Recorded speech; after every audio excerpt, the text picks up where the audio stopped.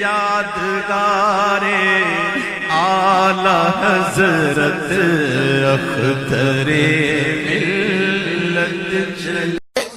معین الملت والدین عطا رسول ہند الولی حضرت خواجہ معین الدین چشتی اجمیری رحمت اللہ تعالی علیہ، آپ فرماتے میں حج کے لیے گیا، جب میں مینا مزدلفہ عرفات میں گیا تو ایک آدمی کو میں نے لبیک کہتے دیکھا، عقیدہ مسلمان کا کہ میرا رب ایک ہے، میرا رب ایک ہے، میرا رب ایک ہے، میرا مالک ایک ہے، وحدہ لا شریک ایک ہے میرا اللہ۔ فرماتے میں نے اس شخص کو دیکھا لبیک لبیک لبیک پکارتا، وہ آدمی جب لبیک کہتا تو جواب آتا لا لبیک، تو غیر حاضر ہے، وہ پھر کہتا میں حاضر ہوں، پھر آواز آتی تو غیر حاضر ہے۔ حضرت خواجہ معین الدین اجمیری علیہ رحمہ فرماتے میں نے مجمع سے بازو پکڑ کے باہر نکالا اور میں نے کہا بھائی تجھے پتہ ہے جب تو لبیک کہتا ہے تو جواب آتا ہے لا لبیک، تو غیر حاضر ہے، تجھے پتہ ہے؟ آپ فرماتے ہیں وہ رو پڑا، کہنے لگا معین الدین مجھے پتہ ہے۔ میں نے کہا اچھا؟ کہنے لگا حضور 24 سال بیت گئے، میں ہر سال حج کرنے آتا ہوں، یہ میرا 24واں حج ہے، اور ہر سال آ کے کہتا ہوں لبیک لبیک، میں مصطفیٰ کریم کا وسیلہ لیے حاضر ہوں، لبیک لبیک۔ یہ بے نیاز ہے، ہر سال مجھے کہتا ہے لا لبیک، نہیں تو غیر حاضر ہے، ہر سال کہتا ہے۔ خواجہ صاحب فرماتے ہیں اس کی بات سنی تو میرے وجود کے رونگٹے کھڑے ہو گئے۔ میں نے کہا پھر تو ہر سال آ جاتا ہے، ہر سال ہی آ جاتا ہے، 24 سال ہو گئے ہر سال۔ تو فرماتے اس نے توحید بیان کی تو میری چیخیں نکل گئیں، میدان عرفات میں کھڑے ہو کے اس نے توحید کا اعلان کیا تو میرا وجود تڑپنے لگا، آہیں اور سسکیاں نکلنے لگیں۔ کہنے لگا معین الدین ایک ہی تو رب ہے، یہاں نہ ہوں تو کہاں جاؤں، تو کوئی اور رب بتا دے میں وہاں چلا جاتا ہوں، جب ہے ہی ایک آنا ہی اس کے دروازے پہ، رکھے تب بھی ٹھیک ہے، نہ رکھے تب بھی اس کی بے نیازی ہے یہی، کہاں جاؤں، کس کے دروازے پہ جھکوں، یہی میرا مالک، یہی میرا خالق، یہی میرا رازق۔ خواجہ صاحب فرماتے میں وہاں کھڑا تھا، حاطف غیب سے آواز آئی معین الدین تو پیچھے ہٹ جا، یہ میرا اور میرے بندے کا معاملہ ہے، تو اس کے بیچ نہ آ، اگر میں نے ایک دفعہ بھی کہہ دیا کہ تو حاضر ہے تو یہ اگلے سال آئے گا نہیں، مجھے اس کا آنا پسند ہی بڑا ہے۔ 24 سال ہو گئے، جس کا بھی حج قبول فرمایا ہے اس کی لبیک کی برکت سے قبول فرمایا۔ تو بھائی یاد رکھیں اور سمجھیں، توحید یہ ہے کہ میں تیرا ہوں، اے اللہ میں مالک میں تیرا ہوں، میں کدھر جاؤں۔ میرے اعلیٰ حضرت فاضل بریلوی رحمت اللہ علیہ کے والد گرامی بڑی خوبصورت بات فرماتے مجھے دعا مانگنے کا طریقہ میری بیوی نے سکھایا ہے۔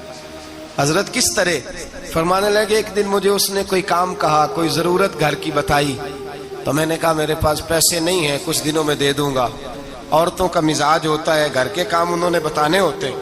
پھر 2-4 دن کے بعد کہنے لگی حضرت وہ ایک کام کہا تھا، آپ فرمانے لگی ابھی جیب میں پیسے نہیں ہیں، ذرا آتے ہیں تو کچھ کر دیتا ہوں۔ 2-4 دن کے بعد پھر عرض کرتی ہوں حضور وہ میں نے کچھ گزارش کی تھی، آپ فرماتے مجھے غصہ آیا، ناراض ہوا، میں نے کہا تو بار بار کہتی رہتی ہے، تجھے بتایا تو ہے، ابھی میرے پاس پیسے نہیں، کہیں سے آتے ہیں تو دے دوں گا۔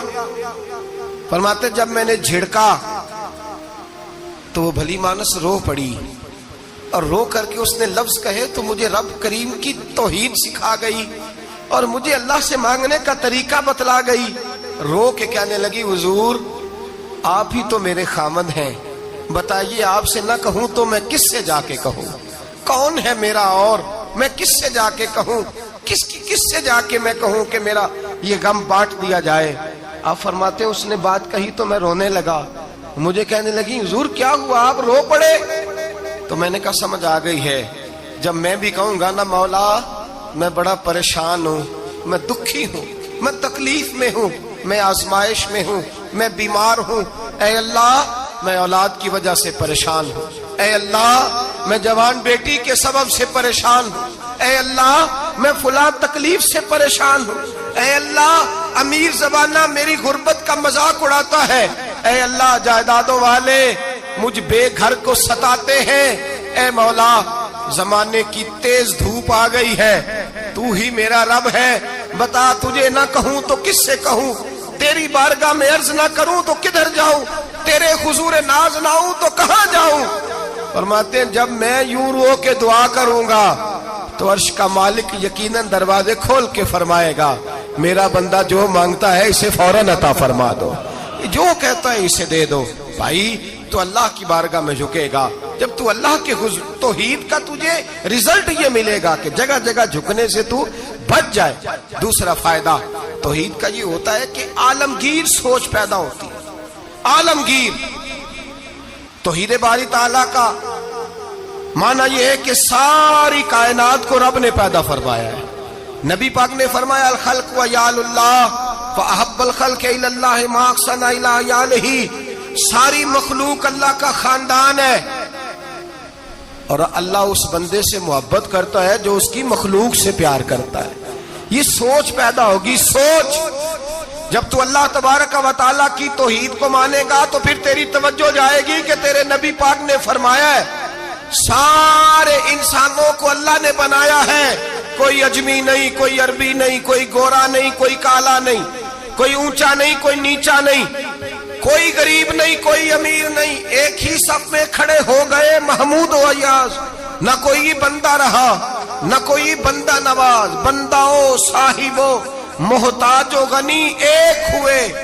اور تیری سرکار میں پہنچے تو سبھی ایک ہوئے۔ فرمایا جب تو اللہ کو مانے گا پھر اللہ کی ساری مخلوق سے تو پیار کرے گا، اور پھر تو بندوں کی طرف سے بے نیاز ہو جائے گا۔ بندے کیا کہتے ہیں، وہ کیا سوچتے ہیں، کوئی تیری تعریف کرے تب بھی پرواہ نہیں، تنقید کرے تب بھی پرواہ نہیں، اس لیے کہ تیری توجہ رب تعالیٰ کی طرف ہو گئی، تو اللہ سے اجر لینا چاہتا ہے۔ اب تو اللہ تبارک و تعالیٰ کی بارگاہ سے اجر لینا چاہتا ہے، اب تیرا سارا خیال رب کریم کی طرف چلا گیا۔